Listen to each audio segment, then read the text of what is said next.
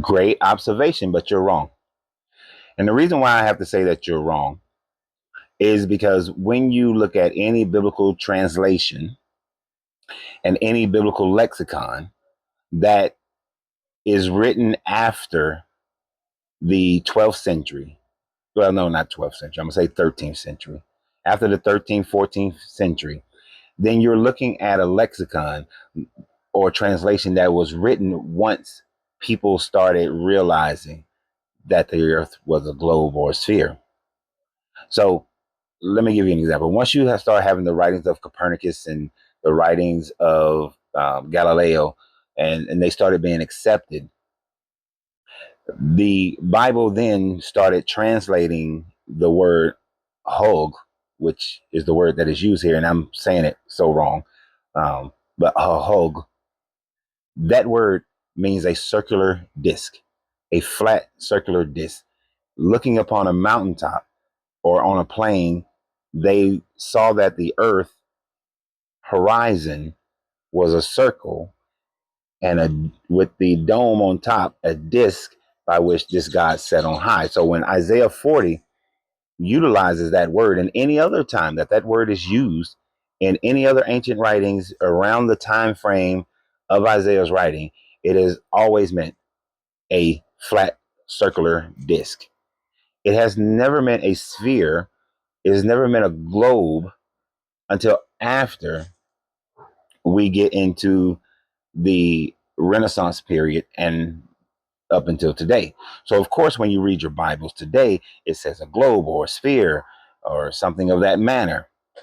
But when you look at anything that was written prior to the Renaissance, no Bible, no lexicon, none of them would have expressed globe or sphere.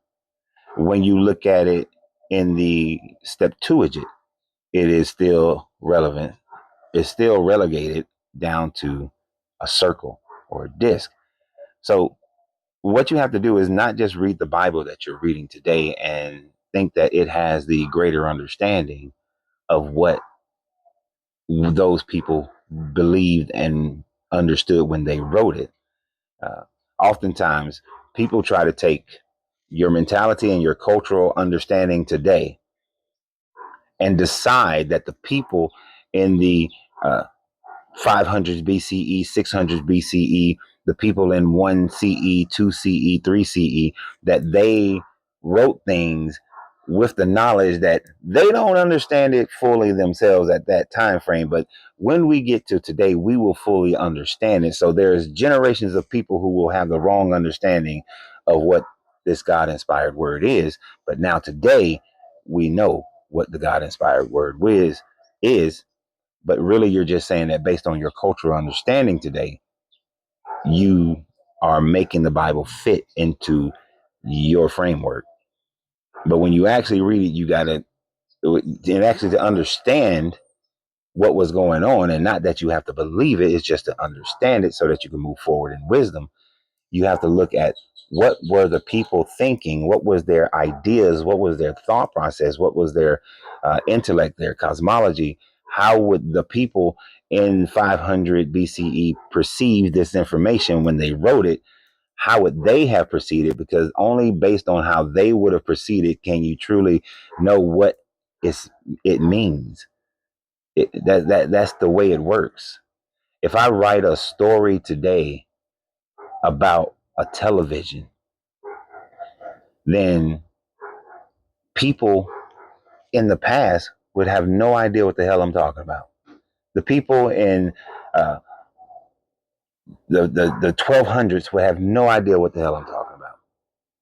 The people in 3000 could know what I'm talking about, but TV screens could have gone out of style and holograms are now the preferred and only known method.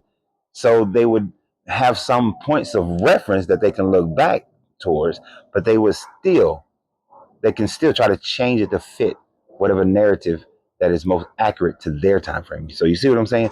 That's how you have to look at this book. And when you look at this book in that format, you recognize that it has no scientific value.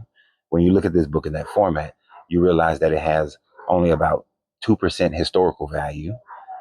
And that is because it names certain cities and countries that existed and a few people. But when you look at it, it has zero spiritual uh, aspects to it. So therefore, this is why we deconstruct from it. And this is why your attempt at Isaiah 40 is incorrect. And you should think about it in terms of what did those people at the time frame that they wrote it, what did that word mean? Not what your lexicons of today and your Bibles of today tell you that it means. So always remember, you have to free yourself to be yourself because your greatness is non-negotiable. Good journey, good vibration.